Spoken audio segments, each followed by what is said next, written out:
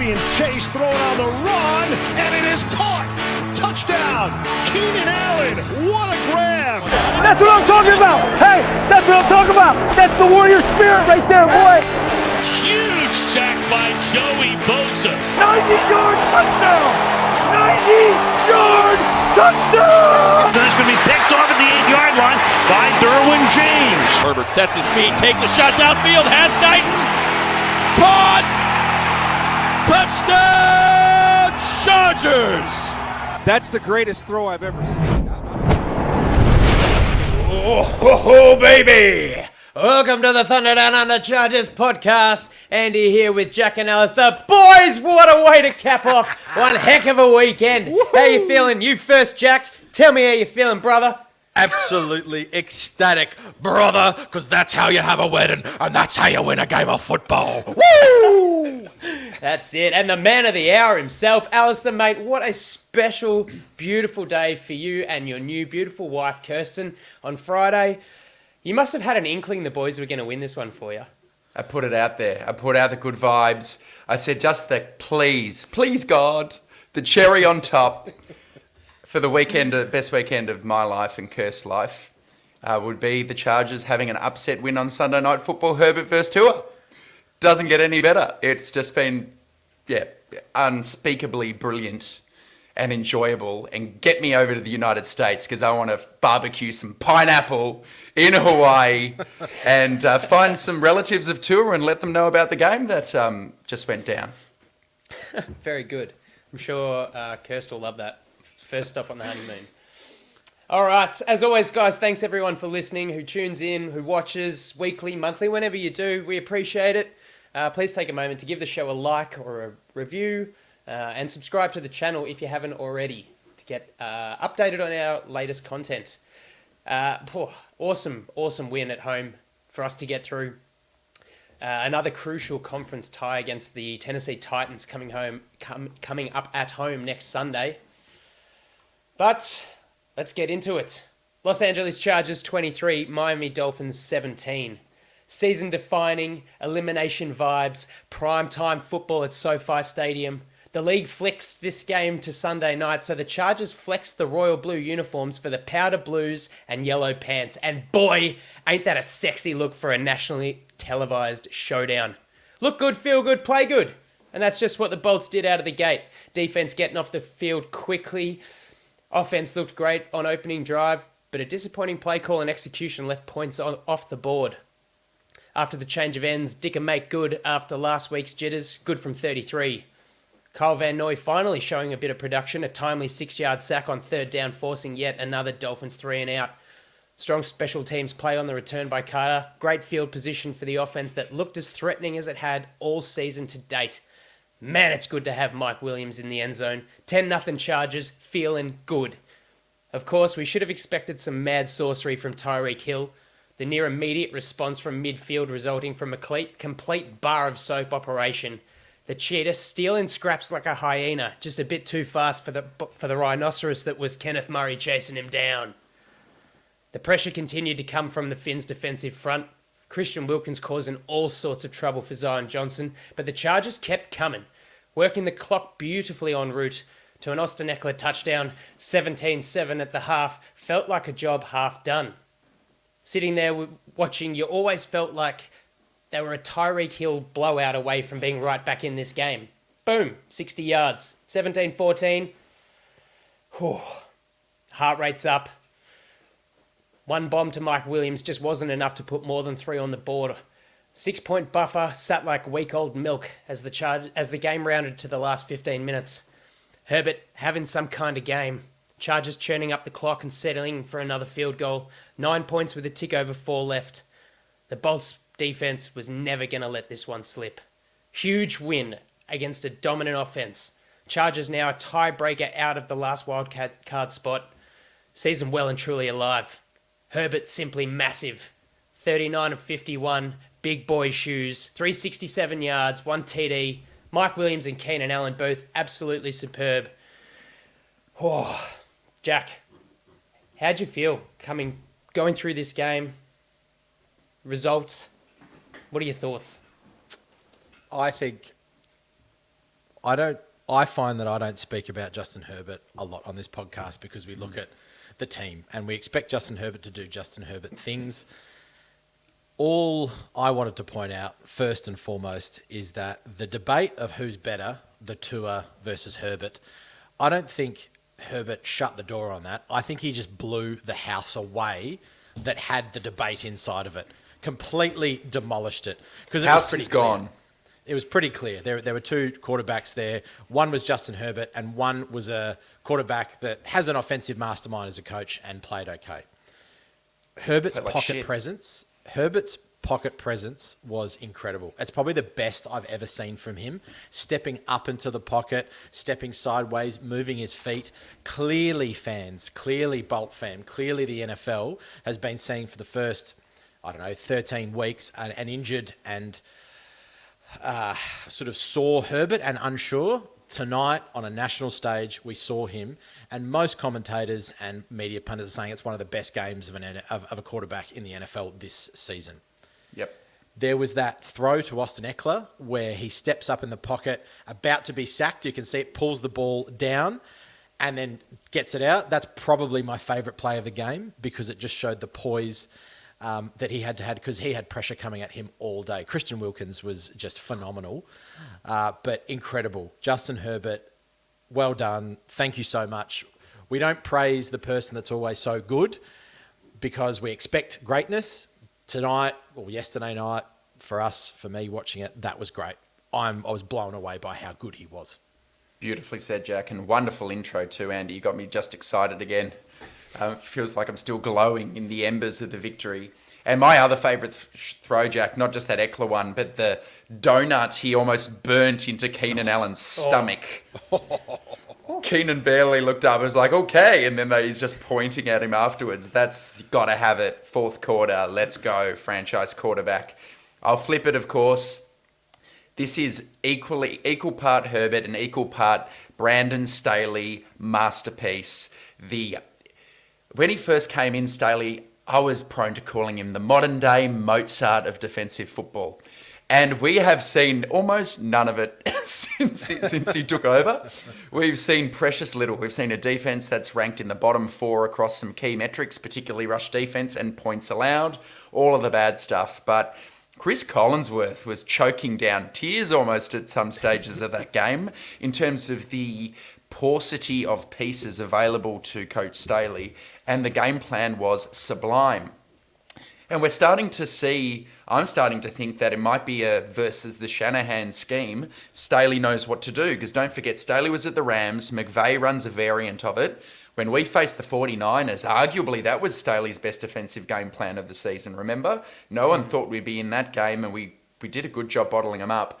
Well, in this one, we've muddied the middle of the field where Tua likes to throw. Instead of playing off coverage or zone or hybrid, we're playing press man. And we did exactly what we talked about last week, Andy. Take Tua's first read away from him. He had his second slowest time to throw of the year, at 2.76 seconds. And we saw what happens. If you make Tua get off his first read and start to get a bit pressured, he throws soap. So tick to Herbert, tick to Staley, two of my favourite humans in the world. Fantastic. What did you make of it, Andy? Well, I had Herbert's game and Staley's game as my 1A and 1B. Yep. I thought, just to finish that, the way he blanketed the middle of the field, forcing Tua to throw out wide, outside the numbers, I think Tua went 4 for 10 inside in the middle of the field, and 1 for 7 for 60 yards, and that was simply the Tyreek Hill burner touchdown. Yep.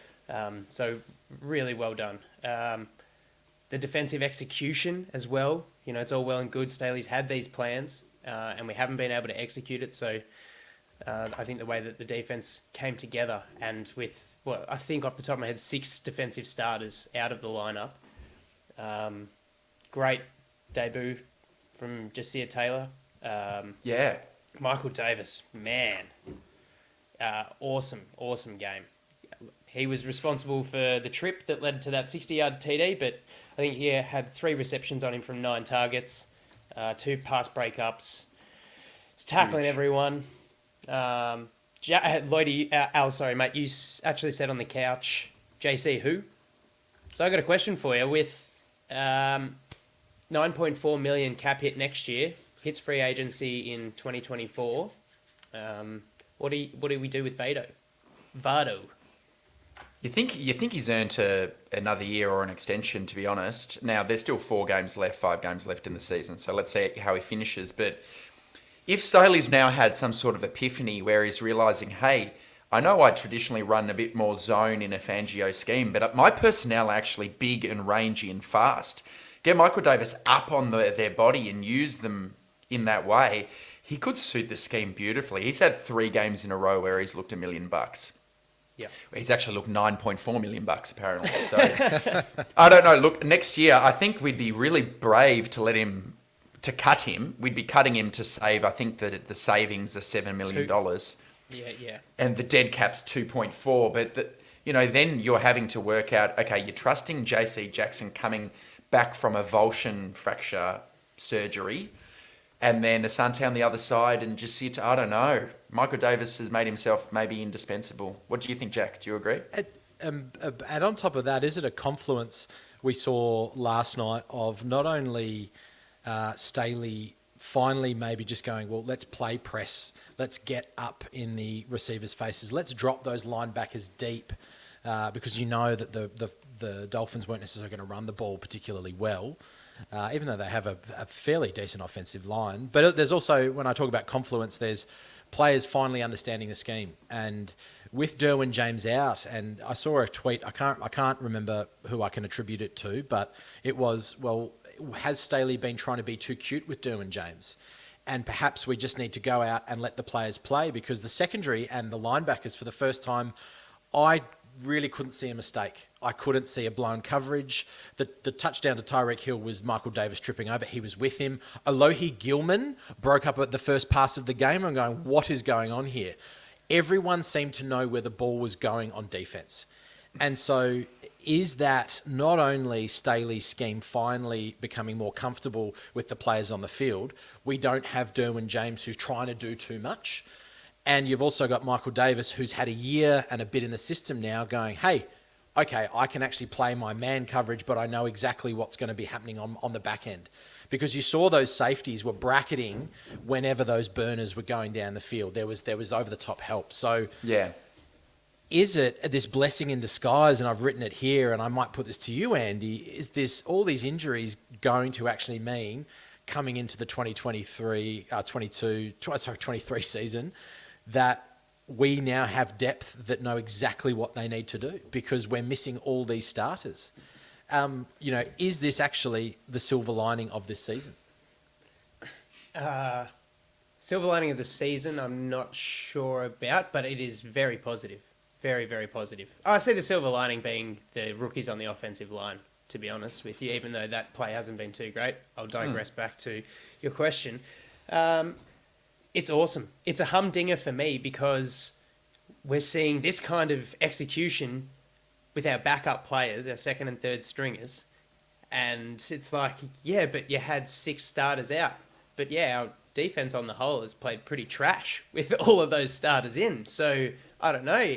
The sample space is tiny, and we might end up getting a couple of those starters back. So who knows? A great fairy tale. It's awesome though. They played beautifully. Gilman great. Ja'Sia Taylor I thought was great as well. And Michael Davis wasn't a starter, and the last sort of 4 or 5 weeks he's really pushed the bill. And just a thought on that. I'm just going to say we have to shout out that we've been down on Kenneth Murray very, very strongly on this podcast. He had his best game of the year by far. I thought his PFF rating is in the elite. And you got to take that interception, man. You got to take that pick. I would say that's more on Tranquil than it was on Kenneth Murray. I thought Tranquil went straight to his hands. Oh, you got to throw the flag at me, Alistair? I don't know about that. Going backwards, calling it straight. It went through his hands. You got to catch that. He's going back, whereas Tranquil's coming to the side. I think it's tougher to catch a ball that's behind your head. That's actually when you're coming. Leave a comment, listeners. Should he not have caught it? The point I was quickly going to make, Jack, because it's an interesting question, is it that we're trying to do too much with Derwin? Maybe the problem with that is by doing too much with Derwin, it's actually what you're doing to the other players. Because when you move Derwin around, that means the other players are having to move around as well. So the issue might be born out of you've got Gilman playing strong safety and then free safety, and Nas playing free and then strong and then slot corner. And they maybe kept a bit more true to their positions throughout this game. No chopping and changing. So if that be true, perhaps when Derwin returns, you can just say, we're going to use him in a more limited role. Maybe he can play linebacker. Maybe we can just be playing him in the box, blitzing him way more than we have and letting him make plays around the ball, safe in the confidence that Adderley and Gilman have the safety spots covered. I would agree 100%. I mean, I'd been looking at it. He's almost in that Cam Chancellor mould where Cam Chancellor would play far closer to the line of scrimmage than playing deep. Obviously, you had Earl Thomas, another perhaps Hall of Famer back there.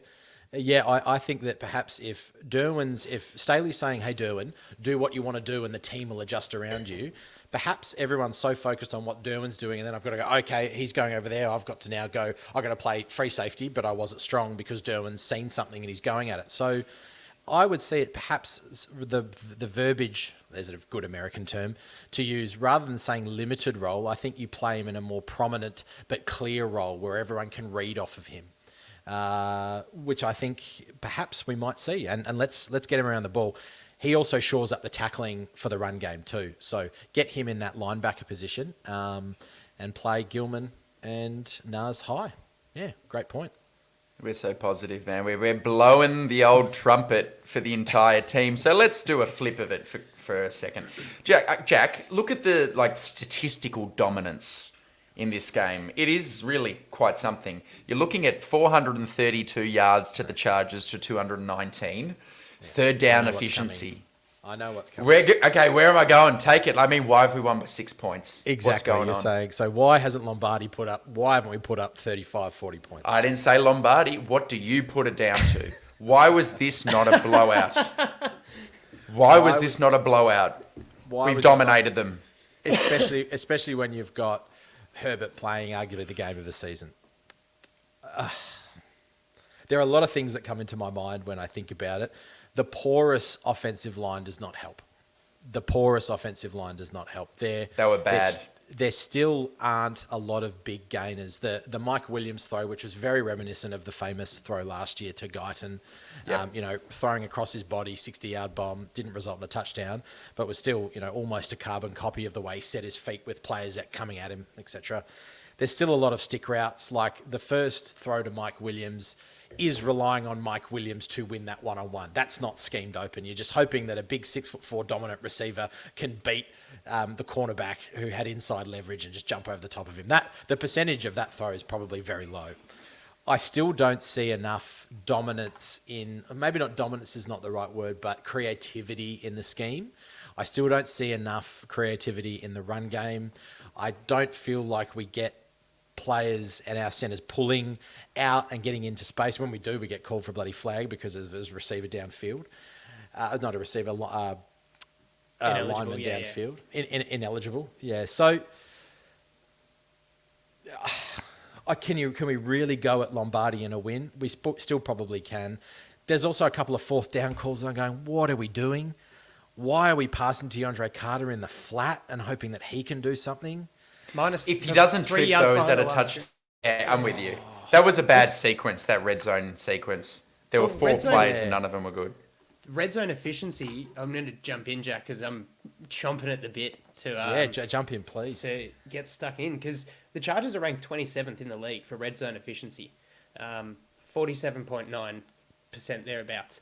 The Lions, Eagles, and Cowboys all above 70% as the league leaders. We went 2-6 on the night, and it's rubbish play calling, I think, in those situations. We're not really looking to throw to targets inside the end zone.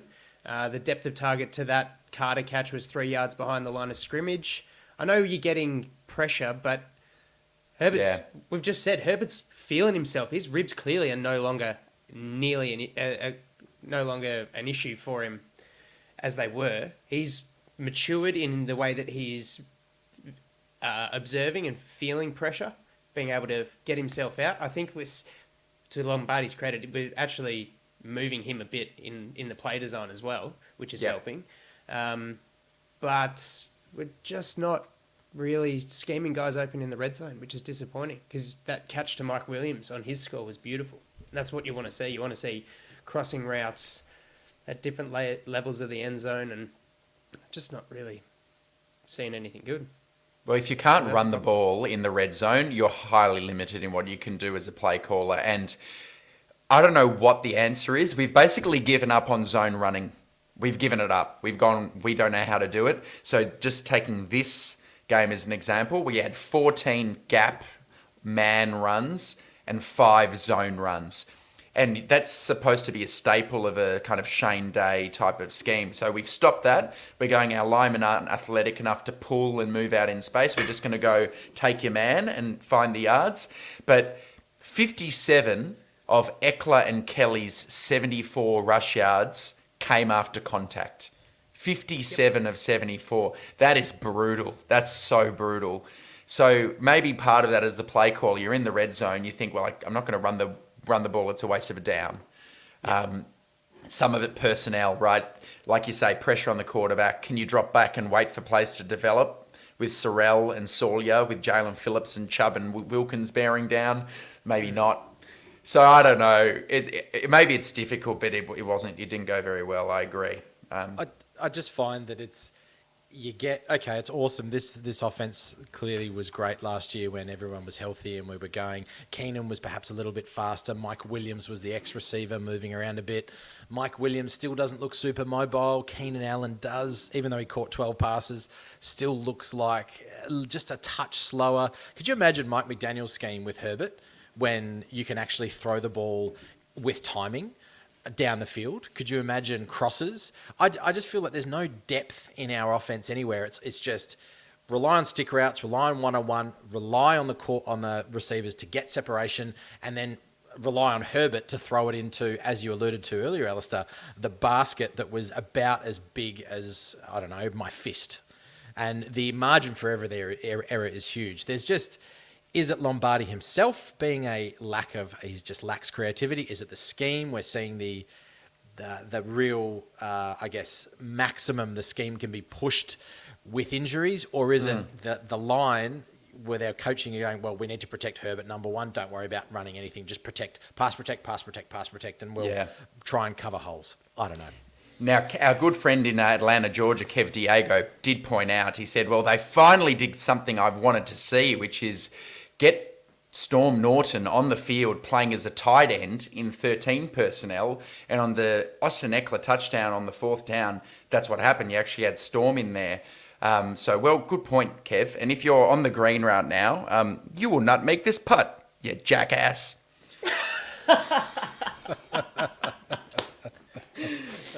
That's good. It's All right, shooter 27 Lloyd weeks. now, I'll say that. Yeah. That's good stuff. So where to from here? I've just killed the flow off a little bit on that one. I've got a little bit. Yeah. Just a little bit. I've got one for you, Alistair. So, and this goes back to what I was talking about with some of these weird 4th down play calls. I still don't understand why, it's been numerous times this year we're going to the well where we're throwing to DeAndre Carter, and great receiver, fine, I get that. Is me saying this next statement, is it warranted or not? In Lombardi's mind in 4th down play call, he goes, well, Mike or Keenan are going to get the number 1 cornerback.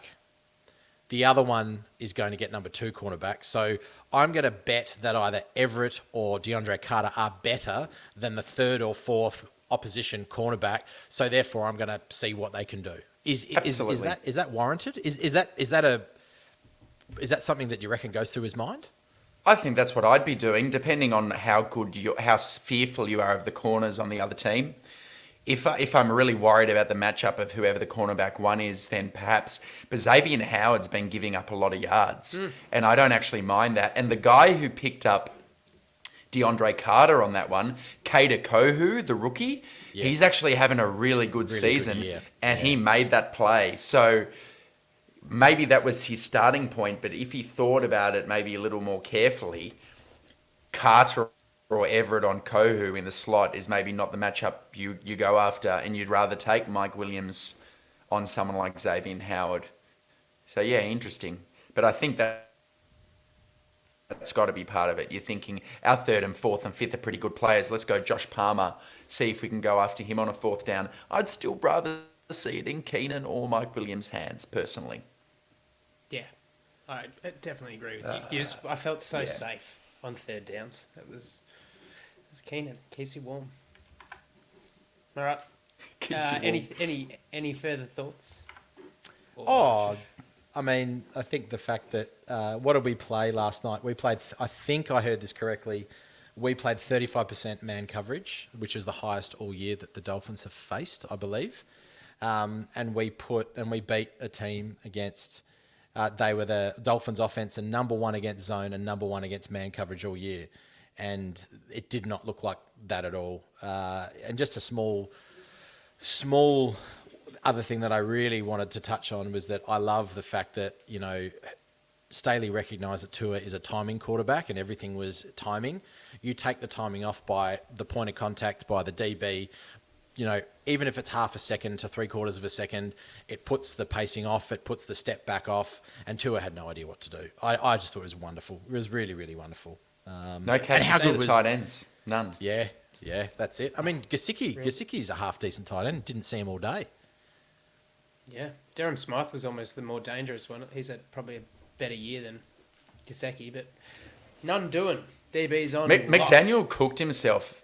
Like, why did the Dolphins only go with 16 design runs against the worst run defense in the league? I think they got a bit cute for their own good. They thought, not cute, maybe they just buy into their system, and we've been putting up points against everyone and just going all guns blazing. We'll do it against these guys, missing Derwin and Callahan. Yeah. But once that wasn't working and Tua was, to be honest, throwing the ball like Sage Rosenfels, I would have thought at that point, you've got a guy who actually can't throw a spiral. Maybe break it up by running the ball a little bit. And that just, it didn't happen. They did not make the adjustments that Chargers fans always complain about Staley. Well, McDaniel, the glory boy, the nerd, didn't do anything either. Can you believe that Tua was 3 of 17 at one point in the game? Yeah, 3 of 17. He looked like he was throwing with his wrong hand. It looked crap. I'm going, you can have your pick 5, douchebags. We got Herbert. Yeah. Which makes it more frustrating that Lombardi's just keeping the offense so restricted. I could go on forever about it. But Last one, Andy. Question to you. Should Dicker, and is Dicker the number one kicker? Well, he's missed one. So he's 12 of 13 or 13 of 14, something. Solid this week. He's got age on his side. Not yet injured. Touch wood. I don't know. I can't really see Dustin Hopkins returning next year. I think Dick is the guy. Yes, Dick is the kicker. There's going to be, I'd say, some pretty clutch, need-you, got-to-have-it moments for him as the season comes to a halt, the regular season anyway, because every game is nearly an elimination for us from this point out. So we'll test him. It'll be trial by fire and see how you go. I don't think he's going to lose his job, though, if he costs us, like, from 55 or something like that. You know what I mean? No. It's probably our fault for not putting up more than 25 points on offense. Hey, Joe. Last one from me before we move on. I just want to shout out. I've got one for you as well, Jack. Don't worry. But last one for me. I want to shout out Joe Gaziano, Braden Fahoko, Morgan Fox. The fact is, the defensive line for what they had out there did an incredible job. I felt that Tua was always under a little bit of pressure against a better quarterback. I don't think it would have been as sort of poignant, but incredible. That Morgan Fox sack, man, that was great. lovely arm chop on the inside. Oh, yeah, I went Tackling. mental Oh, on so, it. so good, so good. These guys are 3rd, 4th, 5th, 6th practice squad guys, and they're giving wonderful minutes. So well done, you guys. Fucking fantastic. There we go. Drop an F-bomb. Here.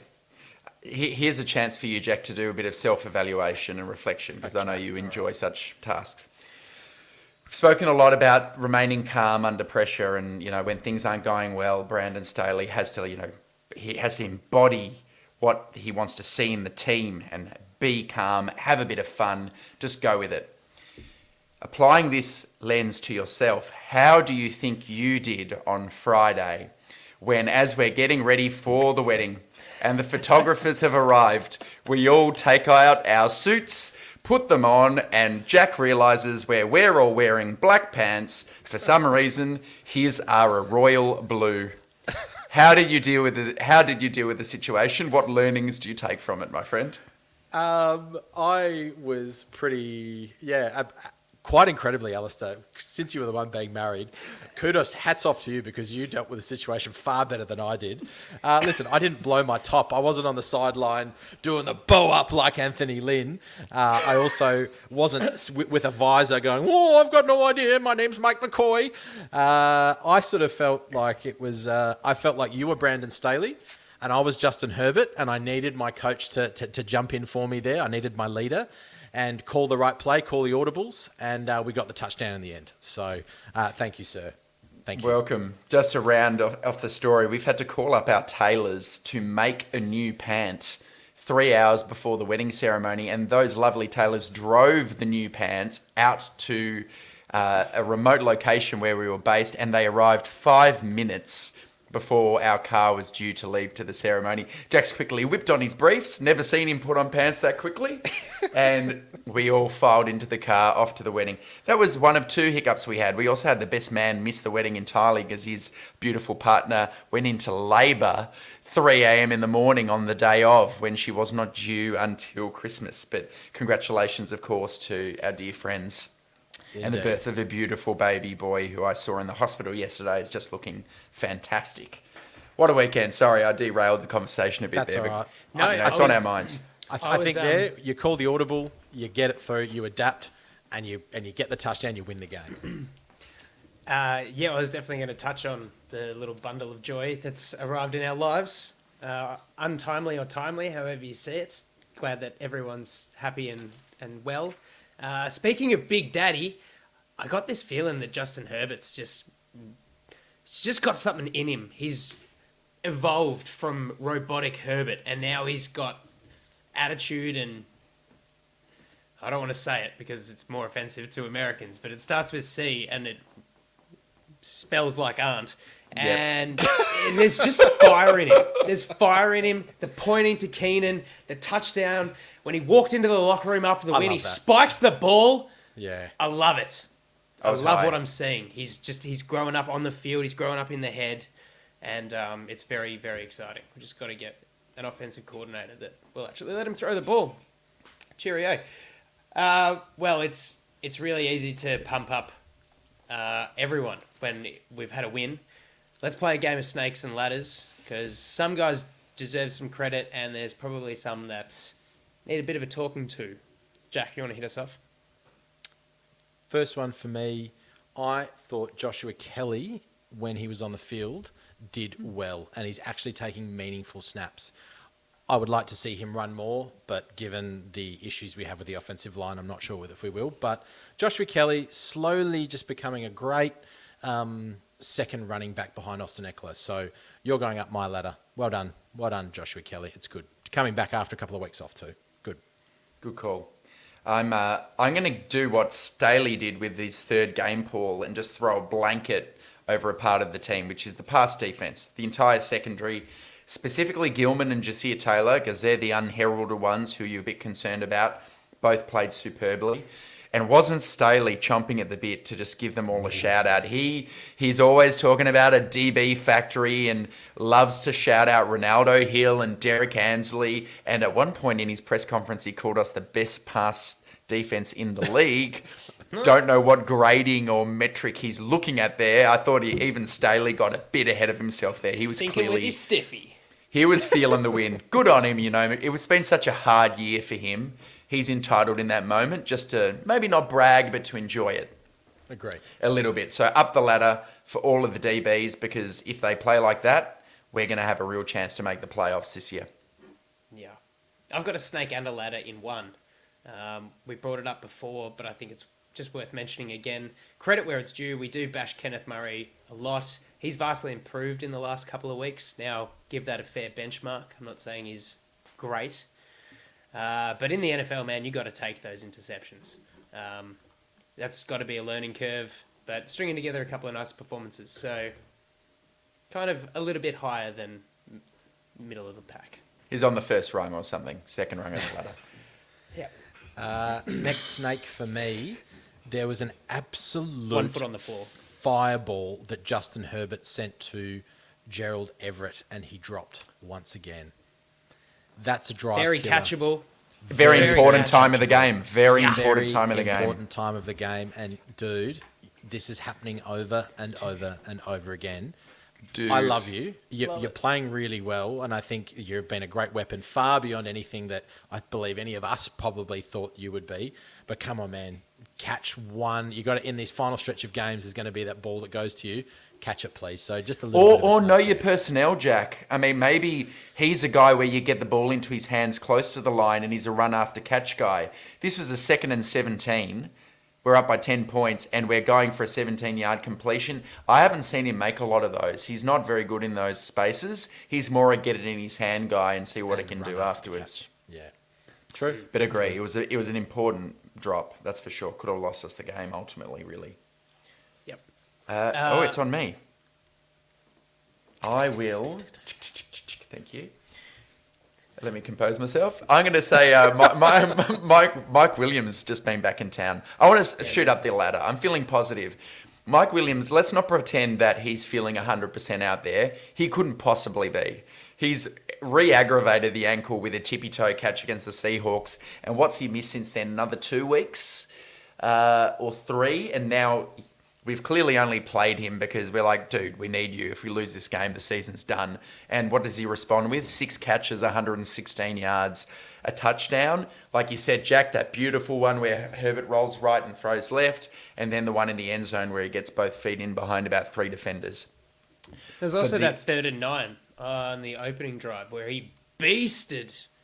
Yeah. That was just that. Him. Yeah. Yep. That was Herbert going, my coordinator doesn't know how to scheme people open. I will simply throw the ball to this magician over here and do what we do, that kind of gear. But look, other podcasts or other fans, the common refrain sometimes with Mike Williams is, he's not a good separator.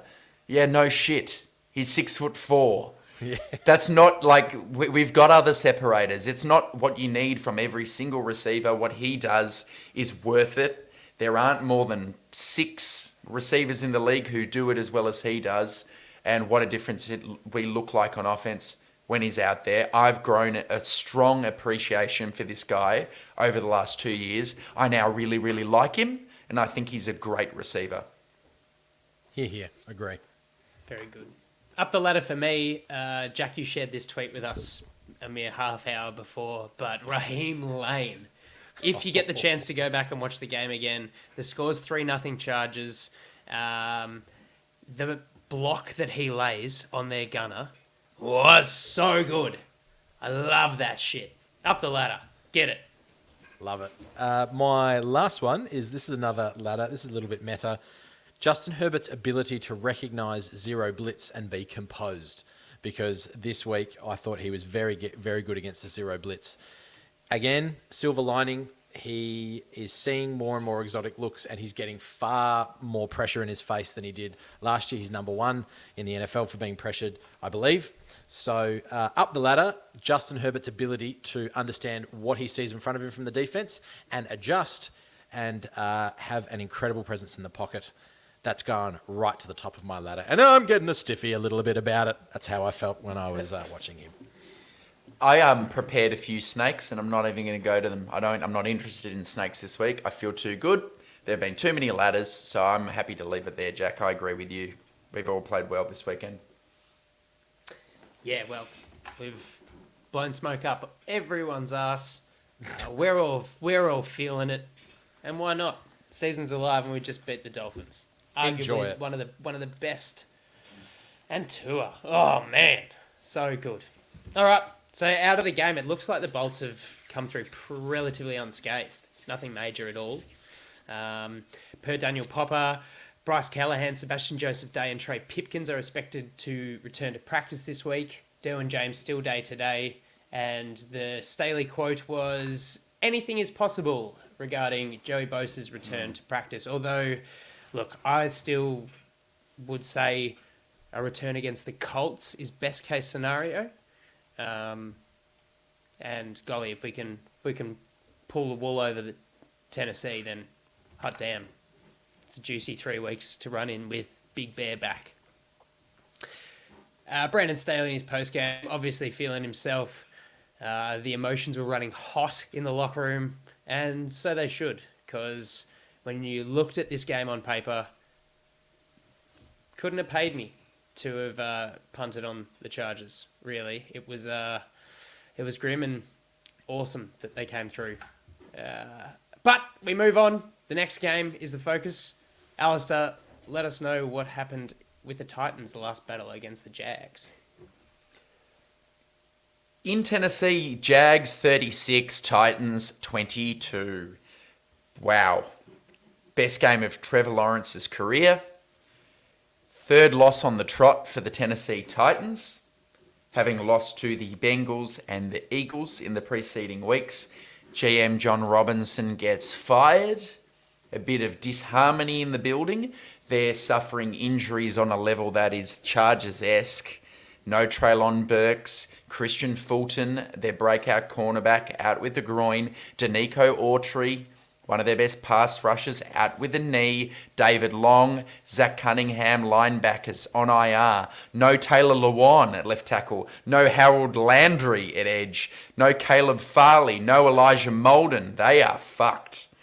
So they played like it, and the Jags came out and really belted them. 4 turnovers to the Tennessee Titans. 3 fumbles, and Ryan Tannehill threw an untimely interception to Andrew Wingard, the safety for the Jags. And Trevor Lawrence just had a field day. 30 of 42, 368 yards, 3 touchdowns. Evan Ingram, 11 catches, 162 yards, 2 touchdowns.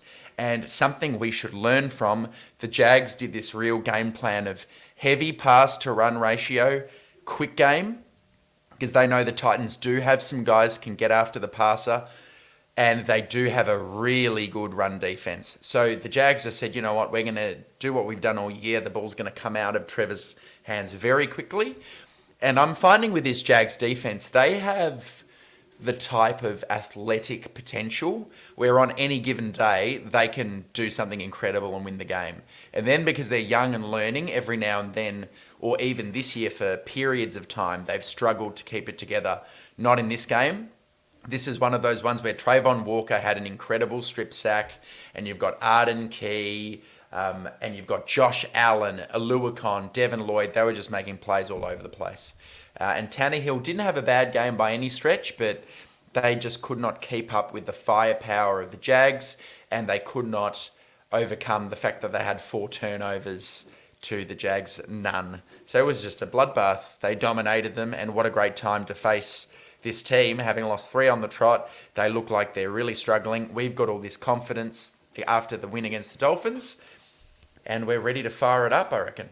Weirdly enough, I thought that the game was quite close at halftime, and then it just sort of blew apart as the Titans sort of just capitulated, really.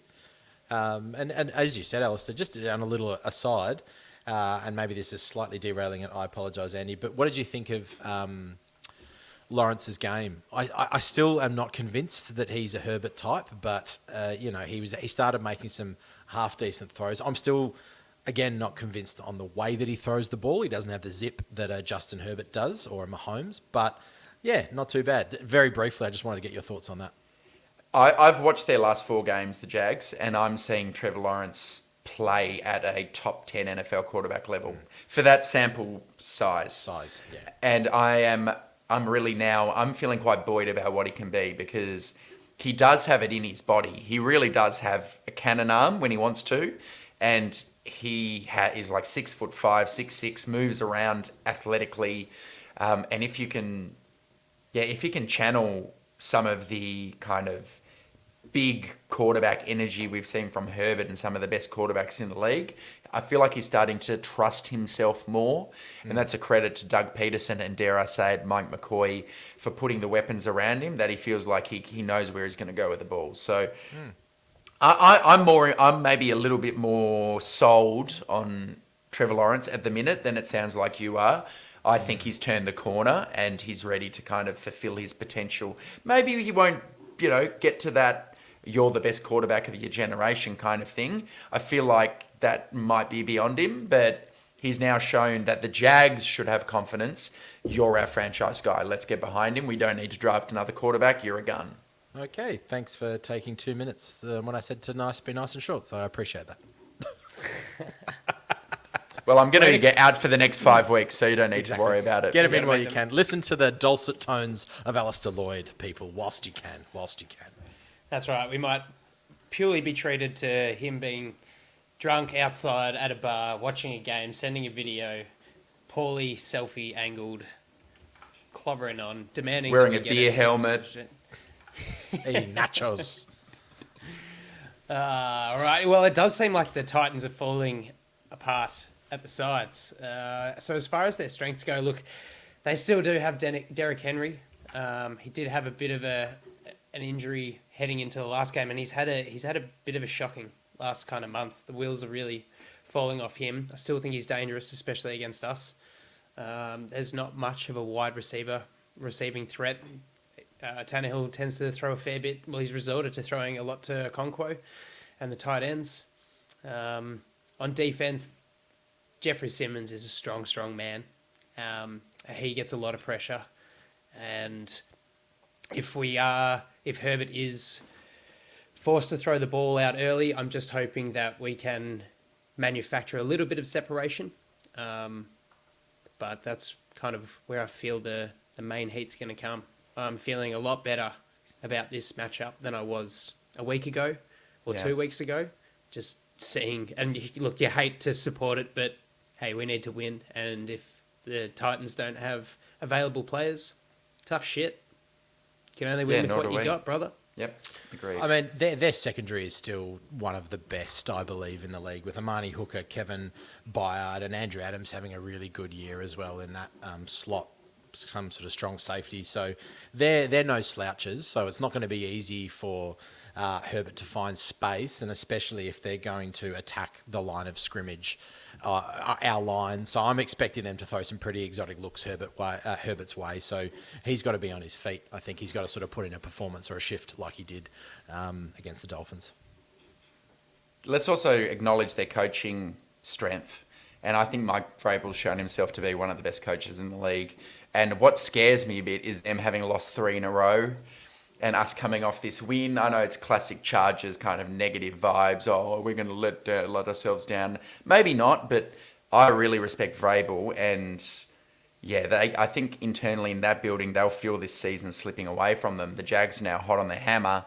So beware the former Patriot linebacker. I think he might have a few tricks up his sleeve behind Derrick Henry. Yeah. Voracious Vrabel. All right, we're there. What do you see as our chances against them, Jack?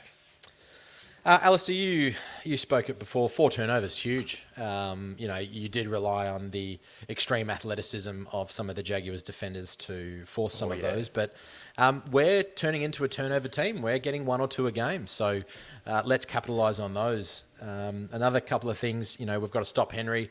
If you stop Henry, I don't think their offense has got much else. Always push Tannehill into his second and third read.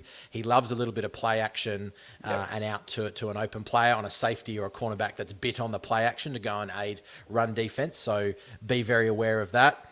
Cornerbacks in Roger McCreary and Terrence Mitchell not having great years, so I'm expecting Keenan and Mike to have a good game.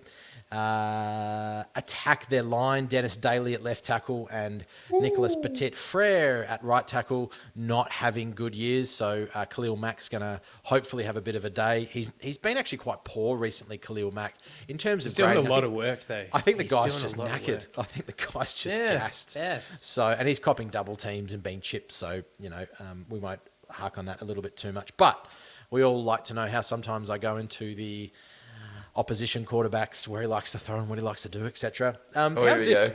And I didn't really think of this, but 70% of the time, Tannehill throws without play action. So I thought the play action would be far higher than that. But across me this too. year, he's thrown over 70% with no play action, and he's got a PFF rating of about 69, so still pretty decent. He only throws a screen pass 10% of the time, which is bizarre too. I thought it'd be far higher than that, but he's throwing 90% of his throws aren't screens. But it is on play action when he is easily the highest graded. So on those 30% of the time when he does, or when they do run a play action, his rating is above 80, and he throws it all across the field. So let's hope that Kenneth Murray and Derwin James, if he's playing in that run support role, are aware of that. Don't bite too much, and we can go from there. So that was a very comprehensive list. Alistair, did you have anything else to say?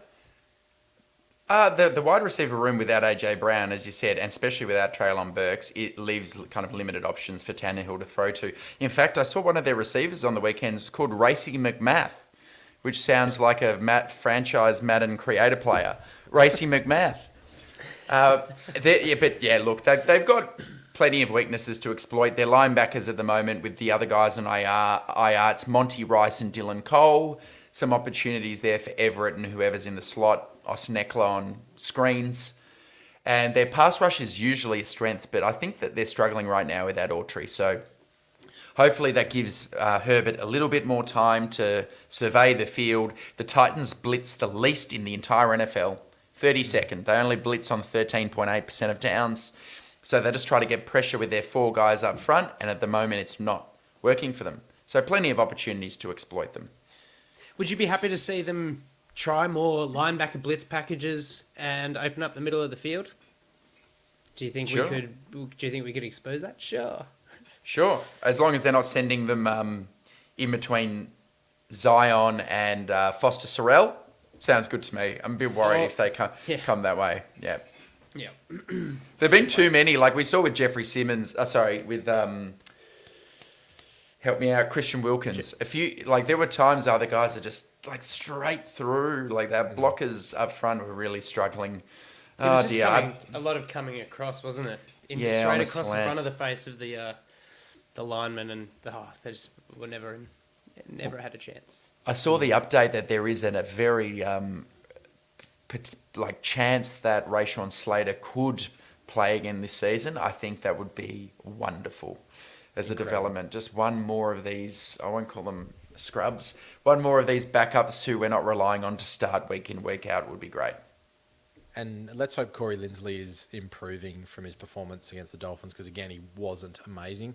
He's clearly still dealing with either a physical or mental... Sorry, not mental, I shouldn't say that, but concussion. Oh, concussion, yep. Yeah, concussion. So... Gee, you wouldn't like to think so. You would have thought that if he was dealing with any kind of residual concussion things, they'd be able to Who knows? measure that. Who knows? Let's just hope he's okay. Yeah, it did look a little bit better, but run blocking is a big issue. All right, what have we got to do to win this, Jack? Put pressure on Tannehill, push him to his third read. Succinct.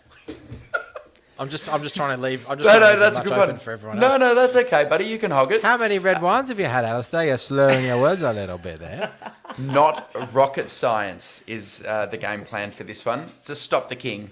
We stop the king and we win this game on defense. I'm happy with it. And look for opportunities to strip the ball, because as you said, Jack, they're He's fumbling it. a bit turnover prone. So I'm looking for Exactly Adderley right, and Gilman and strip that ball out. But when you strip it out, Gilman, don't dance around showboating while your wide receiver picks the ball up and races off 60 yards to the house. Yep. Yes. Yep. Contain the king king is for dead. me too. Contain the king and pressure Tannehill. That's he doesn't have too much to throw to. 13 TDs and 5 interceptions, so he'll cough it up.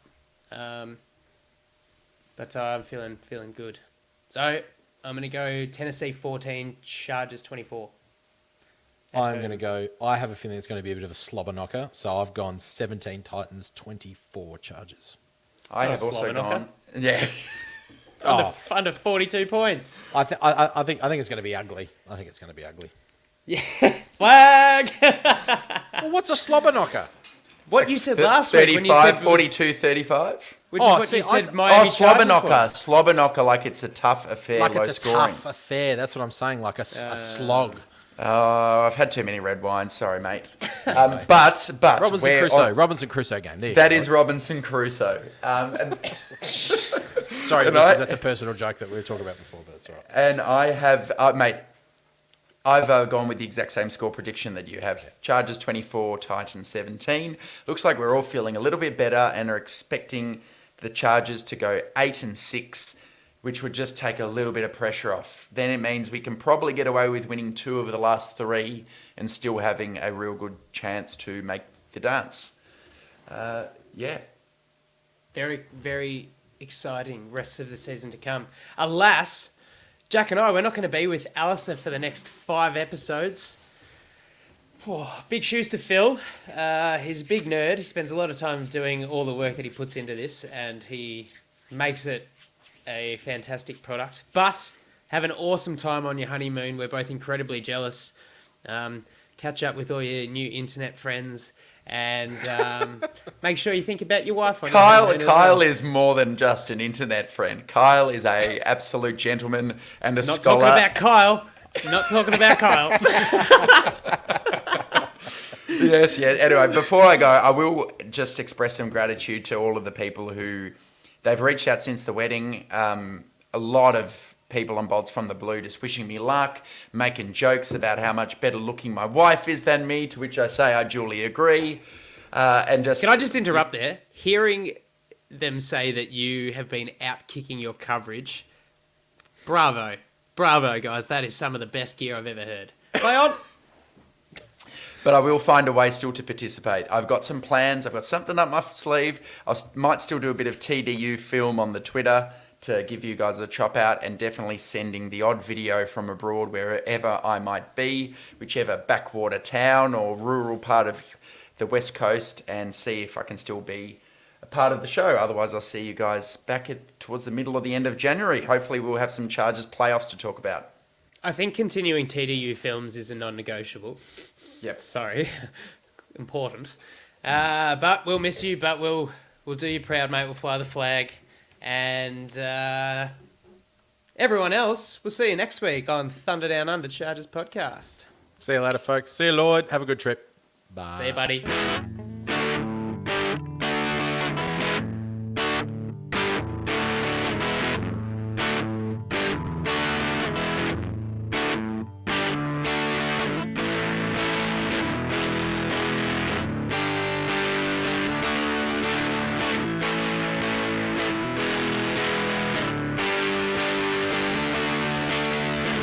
Back pedals looking, firing. He's got Floyd turning. Got it! Zigzag, 10, 5, high step, touchdown! San Diego! Woo! Good night! Good night to all!